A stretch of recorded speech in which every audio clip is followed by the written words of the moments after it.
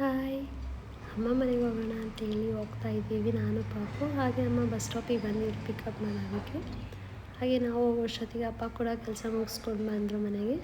ಅಲ್ಲಿ ಟಿಫನ್ ಎಲ್ಲ ಮುಗಿಸ್ಕೊಂಡು ನಾವು ಶೋರೂಮ್ ಹತ್ರ ಬಂದ್ವಿ. ಫ್ರೆಂಡ್ ಗಾಡಿ ಕೇಳಿದ್ರು ಅಂತೇಳಿ ಕೊಟ್ಟಿದ್ರು. ಅವ್ರು ನೋಡಿದ್ರೆ ಆಕ್ಸಿಡೆಂಟ್ ಮಾಡಿ ಹಾಳು ಮಾಡಿಬಿಟ್ಟಿದ್ರು.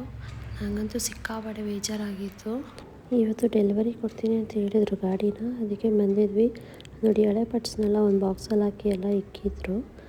ಗಾಡಿ ತೊಗೊಂಡು 1 ವರ್ಷ ಆಗಿತ್ತು ಅಷ್ಟೇ. ಅಷ್ಟೊತ್ತಿಗೆ ಈ ಥರ ಆಗ್ತಲ್ಲ ಅಂತ ಹೇಳಿ ತುಂಬಾ ಬೇಜಾರಾಗಿತ್ತು. ಅದಕ್ಕೆ ಹಾಗೆ ನೀಟಾಗಿ ನಾವು ಹೇಗೆ ಕೊಟ್ಟಿದ್ವಿ ಹಾಗೆ ನೀಟಾಗಿ ರಿಪೇರಿ ಮಾಡಿ ಕೊಟ್ಟಿದ್ದರು. ಹಾಗೆ ಪೂಜೆ ಮಾಡಿಸೋಣ ಅಂತ ಹೇಳಿ ಗಾಡಿನ ವಾಶ್ ಮಾಡಿಸ್ತಾ ಇದ್ದೀವಿ. ಹಾಗೆ ಅವ್ರ ಫ್ರೆಂಡ್ಸ್ ಕೂಡ ಗಾಡಿನ ಪೂಜೆ ಮಾಡಿಸ್ಬೇಕಂತಿದ್ರು, ಅದಕ್ಕೆ ಅವರು ಬಂದಿದ್ದರು. ಅದಕ್ಕೆ ಒಟ್ಟಿಗೆ ಪೂಜೆ ಎಲ್ಲ ಮಾಡಿಸ್ತಾ ಇದ್ದೀವಿ. ಹಾಗೆ ಪೂಜೆ ಮುಗಿಸ್ಕೊಂಡು ದೇವಸ್ಥಾನ ಒಳಗೆ ಬಂದ್ವಿ. ದೇವರ ದರ್ಶನ ಮಾಡೋಣ ಅಂಥೇಳಿ ಮುಗಿಸ್ಕೊಂಡು ಮತ್ತೆ ರಿಟರ್ನ್ ಮನೆಗೆ ಹೋಗ್ತಾ ಇದ್ದೀವಿ.